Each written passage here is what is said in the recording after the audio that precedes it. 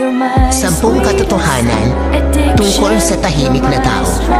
Una, ang tahimik na tao, madaldal talaga sila sa mga taong ka-close nila. Sila ay may isa o dalawang kaibigan lamang, yung totoong kaibigan.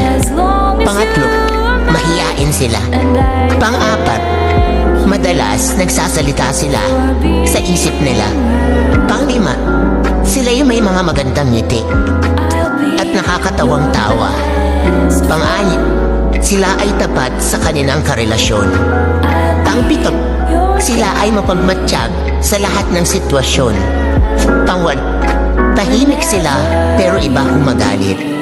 Kaya wag na wag mong gagalitin. Pang-siyam, sinasarili nila ang nararamdaman nila kahit nasasaktan na sila. Pang-sampo, pag sila nakilala mo ng lubusan at maging komportable sila sa'yo, doon nila ipapakita ang totoong sila.